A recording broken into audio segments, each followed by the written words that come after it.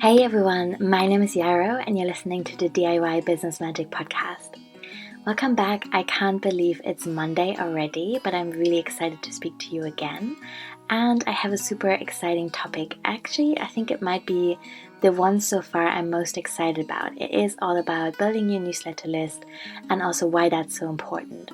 So I'll talk a little bit about social media versus newsletters, choosing the right newsletter provider, about what you can offer people that sign up, and also how you can kind of incorporate some newsletter building strategies into your business. I really think whatever your business is, whether that's service-based or product-based or whatever really, I think this is super important and I'll tell you why. And I'll share my best tips, so yay! Before I get to start talking about this stuff, just one quick announcement. On the 4th of December, I'm running a free online workshop on business planning for 2019. There's an awesome group of people that has signed up already, and I really, one of my biggest dreams for next year is to build a community around the DIY Business Magic program and to also create a directory so that we can support each other. So in the workshop, I'll be asking all of you to share your handles and your websites, and I really just want to give everyone a chance to support each other because I think there's such a beautiful community has formed around this podcast and my newsletter and the program. And I just want to get all of us together and make sure that we can connect properly. So we'll do some business planning and dreaming and journaling. I'll share some stories from the last 4 years of my business. I'll say what my future plans are, and I will share some tools and approaches, and you'll get the chance to ask me anything. So I'm really excited for this. I think it's going to be my favorite workshop of the year, and I've run more than 20 this year. You can sign up for that through the link in my show notes, and I would really love to meet you there. So now to today's show, how to build a newsletter and why that is so important. So the first thing I want to say to the question of why that is so important is that social media is changing all the time. Now, don't get me wrong, I really love social media and I'll definitely cover it in more episodes, but I think one of the things that I find frustrating sometimes and irritating and a bit scary is that things change all the time. So algorithms change, what you have to do to get exposure changes, the rules change around what you are allowed to share and what not, and that can kind of create a lot of work, and it can take up a lot of headspace for small business owners. And I think especially in the beginning there's a lot of pressure to build a solid foundation and to kind of post every day and stay on top of things, and it can be really stressful. So I really think that alone is a good enough reason for us to build a solid newsletter list at the same time, and to make sure that we are finding ways of really enjoying social media without depleting ourselves, and to also make that sustainable. And so the beauty with a newsletter list really is that the rules don't tend to change. You choose a provider, and that's kind of like a long-term ongoing relationship. And you also really own your contacts, so you can download your Excel sheet anytime with all your contacts if you want to move to a different provider. And you can't just move your Instagram followers to Pinterest, for example. So you really have a little bit more control in that way, which I love. Another reason that's really great is that you sometimes get deeper feedback and a better feeling for your audience through a newsletter. So of course it's cool to kind of see what people like on Instagram or what they comment on, but I really feel that this year I've written a bunch of newsletters that I received longer responses to. So people just hit reply and they were saying things like, really love what you said, that makes sense to me, I'd love to hear more about this or that, or here's my question. And it felt more intimate and more real than many interactions that I've had on social media. So I really appreciate that too. And then, of course, like I already mentioned, there isn't a risk of losing your connections. On Instagram, though it is a very small chance, there is always a tiny risk that you might have your account suspended or deleted for breaking some rules, and that's hard, especially if you worked on it for a long time. So that is not the case when you build your newsletter list. And I also feel that you create a space for yourself and your business in which you can really express yourself exactly the way you want to. So it sounds a bit abstract to say with a newsletter there's more intimacy, but here's why I think that's true. So when someone follows you on social media, that's great, and they probably like you and your work, or they're curious in some way. But if someone invites you into their inbox, that's just a really much bigger step, you know? We feel so precious about our inboxes. Many of us feel overwhelmed with them, and so if someone signs up, they're really kind of excited about what you're doing, and so it's much more likely that they'll appreciate what you're sharing, even if it's something that's vulnerable or weird or cute or funny or even sad, you know? And I think that really makes a difference in how we're feeling less self-conscious, and we're expressing ourselves more authentically sometimes in our newsletters. And then also, of course, you can visually make it anything you like. So it can be super long. You can have images in there. You can embed videos. You can give people the chance to kind of skim through it by working with headings. And these are things that you can't do on social media. So it's just giving you more creative freedom in the way that you're communicating with your audience. And then finally, another also really important reason is that you'll usually have more exposure for your announcements and offers. So as you'll know, if you've built your Pinterest or Facebook or Instagram, whatever profile, whenever you say something, there's only a fraction of people that will actually see it, and then a smaller fraction will actually like it. And that's just the nature of the thing. But usually, if you build an engaged newsletter list of people that are really keen, and I'll speak a little bit more on that later, and you email them frequently in a way that feels good, like a good frequency, and I'll talk about that some more also, then you'll usually have a higher opening rate and a higher click rate. So more people will feel excited and engaged, and it will just reach more eyeballs proportionally than it might on social media. Now, of course, that isn't, there's no hard and fast rules around this, but that is my observation from many years of working in this field and helping many, many people build a newsletter list as well as a social media platform. Cool, so now that we've established why building a newsletter list is so important, I want to talk a little bit about choosing the right newsletter provider. So the one I'm with is MailerLite, which I really love, but I've been on a journey, and I've experienced many different providers through my clients as well. So the one I started out with was MailChimp, and then I very prematurely upgraded to Ontoport, which is pretty expensive because I love the idea of having an all-in-one solution for my membership and my courses and my newsletter and my shop. And I also got a special discount that wasn't available on the open market, so I felt a bit special. I was like, yeah, I'm ready.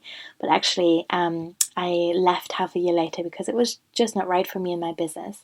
I think Ontoport can be a fantastic solution if you're in a place where you have time and energy to either teach yourself how this works, or you can hire someone, or just really where it makes sense in your business to make that investment to have an all-in-one solution.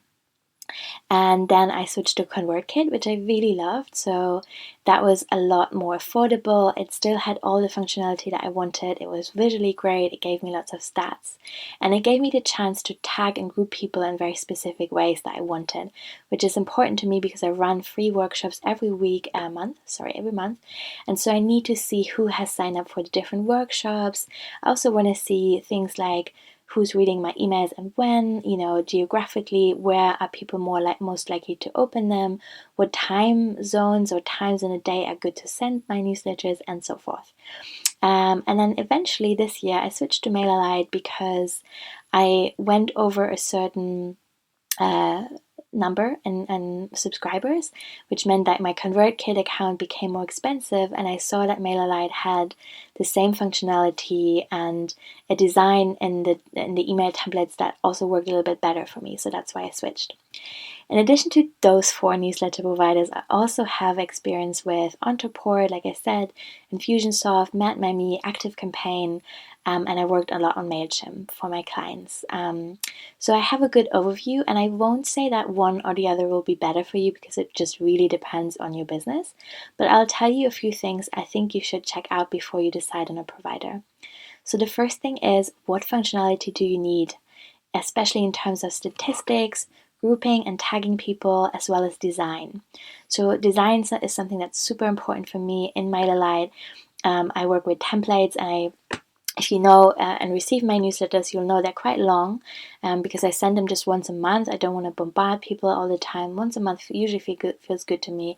And then there's additional announcements around, for people who are in specific programs. But the main newsletter goes out about once a month, and it's really rich. It has an intro paragraph on where I'm at, what's happening in my life. Then it has a big kind of section with upcoming free workshops and replays. Then there's a section with podcast episodes that have come out. Then there's a section for updates on the programs and courses that I'm running, and so forth. And then I have little graphics that have kind of subheadings so that people can very easily jump straight to the section they want to look at. And I think that's super important given that our attention span is so short these days. The other thing that's really important, like I mentioned, is the functionality. I need to see very clearly what groups people belong to. So any one contact in my MailerLite account could have anything between like 2 or 10 tags. So if someone, for example, becomes a Patreon, I'll sometimes see like how this person get to know me. Before they decided to become a Patreon, what workshops did they attend? How often did they open my emails? What links did they click? Like what kind of episodes in the podcast, for example, were they most interested in? And that's just giving me so much information about what people really want to know more about. And obviously that's what I want to provide, because then it's a win-win situation. So yeah, these are my reasons for choosing MailerLite, but have a look around and think about what you really need from your newsletter provider and what you're willing to pay. And speaking of paying, so there's a couple of free versions. MailerLite is free up to 1,000 contacts. And what I really like about it, and what's something that not everyone else is offering, is that they will provide customer care even on free plans. So there's a couple of other providers that will also give you a free account up to a certain amount of contacts, but they won't give you any support. And with good documentation, usually it's pretty straightforward to integrate something into your site and get it all up and running, but there might always be a little glitch or something that's not totally clear to you. And so yeah, I think having access to customer care is quite important. So next, let's talk about how you can make sure that people really know and sign up to your newsletter. So obviously it needs to be super clear how to get on your list wherever people meet you online. And that might sound like common sense, but you won't believe the amount of people I see where I'm like, oh, this person seems cool. I wonder, how can I stay in touch with them? And I click around and I still haven't found it. And that just cannot be the case. You have to be super clear. It has to be super obvious, like a one-click situation. So I would really suggest that you sit down, if this is not the case for you yet, and you map out every space that you're inhabiting online, from Pinterest to Facebook to Instagram to your website, and you really make sure that everyone who's landing on that page knows within 2 seconds how they can sign up for your newsletter. So in practice, that can mean on Facebook, you want to connect the little blue button that's on your profile to your newsletter list, so you can change it to sign up, and that it will link straight to your sign up form. You want to have it at the bottom of your normal emails. You want to have it above the fold of on your website, which means that people don't have to scroll before they've seen your sign up. And you can see what that looks like on my 2 websites as well, for example. You want to link to your sign up from your Instagram profile. You want to link to it in Pinterest and so forth. Many people work with pop-ups on their website. I think that's a very personal decision. I don't really like them very much, though I have to admit that they have worked for me when I did try them. So I think it was summer 2017, I briefly worked with pop-ups and I really saw an increase in my sign-ups, but I also was pretty annoyed. So there's that. I personally really prefer to work with static opt-ins. I make sure that they are under all of my blog posts and all of my podcast episodes and the show notes as well. That's really important. And I have them on the sidebar of my website as well, usually. So I'm really covering a lot of different spaces and I'm making sure that everything is beautifully connected. That's really important. And then I want to talk a little bit about freebies, why they can be great and how they can help you build your list. So freebies, in my opinion, are a great way for people to get to know you and your work without needing to commit. And that's great whether you're offering a service or a product, anything especially that is personal, where people will need to take a little bit of a leap in order to say yes to what you have to offer. I think then it's a really great idea to give them a chance to get to know you without making that leap first. So there's so many different things that you could offer. It could be a PDF with your recipes that you love or resources. It could be a mini audio course that you just recorded on your phone and uploaded, where you're just talking about your business and your background and your story, why you do, what your best tips are, how can people work with you, and so forth. If that feels tricky, and or you have a product-based business, you could also offer people who sign up discount codes, maybe 10% off their first order, or the chance to win something, or you can send them behind the scenes info and special offers at certain times in the year. In my case, people also get notifications for live webinars, so that's a big incentive. When people know me from Instagram, they'll often sign up just to see kind of what webinars come up, because they know I'm not emailing all the time, but I'm really just emailing to say when something cool and free is coming up. It could be a resource booklet or a mini course, maybe even a video course. So I'll talk in another episode more about how these can be produced and how you can kind of integrate them. But this is a simple overview on what's possible. And I think if you're feeling overwhelmed and you don't know where to start, the cheapest and easiest thing probably is to create a beautiful PDF in Canva, with just an overview of what you do, a bit of your story, some of your tips, maybe some resources or recipes or practices that you want to share. And then you can upload that into your newsletter provider and send that out with your welcome email. And then I have a few more list building strategies that I want to share with you. So one idea is to host a giveaway with other people on social media. Usually the idea is to get many people to follow you, but usually a side effect is also that more people will sign up for your newsletter, especially if you specifically mention it. You can run ad campaigns, of course, so you can have a post on Instagram or Facebook, for example, specifically to get people to sign up with a nice graphic, and then you can boost that. That's probably the easiest way to run an ad. Though, of course, you can also use the Facebook Ad Manager, and in that way be more specific about the audiences that you want to target, the geography of these people that you want to target, the languages they speak, the interests that they have, and so forth. I'm not a specialist on Facebook ads. I do sometimes run them for my clients. I have in the past run them for myself. I'm not doing that at the moment because I really want to prioritize community building and networking rather than spending money on ads, but it's definitely also one way of building your newsletter list if you want to.